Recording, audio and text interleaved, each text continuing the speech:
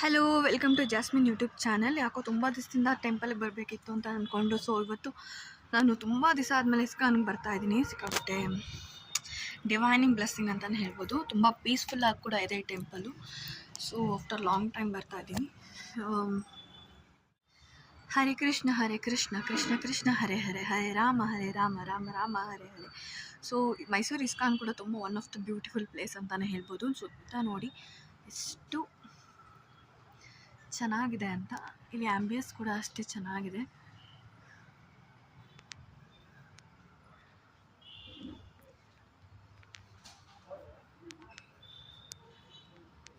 So ನಾವು ಎಂಟ್ರೆನ್ಸಲ್ಲಿದ್ದೀವಿ.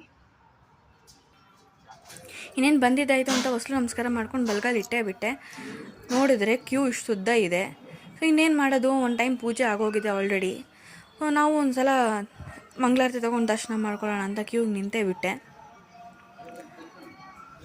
ಇಲ್ಲಿ ಬಲಗಡೆ ಇರೋದು ಬಲರಾಮ ಹಾಗೂ ಎಡಗಡೆ ಇರೋದು ಶ್ರೀಕೃಷ್ಣ ಪರಮಾತ್ಮ.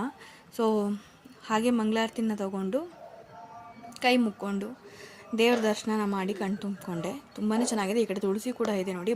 ಕಪ್ಪು ವಿಗ್ರಹ ಇರೋದು ಕೃಷ್ಣ. ಹಾಗೆ ಪ್ರದಕ್ಷಿಣೆಗೆ ಅಂತ ಒಂದು ರೌಂಡ್ ಕೂಡ ಹೋದೆ. ಪ್ರದಕ್ಷಿಣೆ ಮುಗಿಸ್ತಾ ಬರ್ತಾ ಇರುವಾಗ ಮಧ್ಯೆ ಹೂ ಬುಟ್ಟಿ ಸಿಕ್ತು. ಹೂವನ್ನು ತಗೊಂಡು ಹಾಗೆ ಸ್ವಾಮಿ ಪ್ರಭುಪಾದಗಳಿಗೂ ಒಂದು ನಮಸ್ಕಾರ ಹಾಕಿ ಧ್ಯಾನಕ್ಕೆ ಅಂತ ಹಾಗೆ ಕಣ್ಬಿಟ್ಟು ನೋಡಿದ್ರೆ ಗೋಡೆ ಮೇಲೆ ಹಾಕಿರೋ ಇಂಥ ಕೃಷ್ಣನ ಎಲ್ಲ ಬಾಲಲೀಲೆ ಚಟುವಟಿಕೆ ಫೋಟೋಗಳು, ಹಾಗೆ ಕೆಲವು ಇಂಪಾರ್ಟೆಂಟ್ ಸೀನ್ಸ್ಗಳು, ಅಂದರೆ ಕೃಷ್ಣನ ಭಗವದ್ಗೀತೆ ಮಾಡಿದ್ದು ಅರ್ಜುನಿಗೆ, ದಶಾವತಾರ, ತತ್ವಗೀತೆಗಳು, ಇದೆಲ್ಲನೂ ಮುಗಿಸಿ ಹೊರಗಡೆ ಅಂತ ಬಂದರೆ ಇಲ್ಲಿ ಸೇವಾ ಬೋರ್ಡ್ ಕೂಡ ಹಾಕಿರ್ತಾರೆ ಎಂಟ್ರೆನ್ಸಲ್ಲೇ, ಏನೇನು ಸೇವೆಗಳಿದೆ, ಏನೇನು ಅಮೌಂಟ್ ಇದೆ ಅಂತ. ನೆಕ್ಸ್ಟ್ ಟೈಮ್ ಯಾರು ಈ ವಿಡಿಯೋ ನೋಡಿ ಪೂಜೆ ಮಾಡಿಸೋಕ್ಕಿಂತ ಹೋಗೋರಿದ್ರೆ ಅವ್ರಿಗೆ ಯೂಸ್ ಆಗುತ್ತೆ ಅಂತ ಅಂದ್ಕೊಂಡಿದ್ದೀನಿ. ಸೊ ಹಾಗೆ ಅಲ್ಲಿಂದ ಬಂದರೆ ಆಚೆ ಬಂದರೆ ಪ್ರಸಾದ ಸಿಗುತ್ತೆ. ಇಲ್ಲ, ಹರೇ ಕೃಷ್ಣ.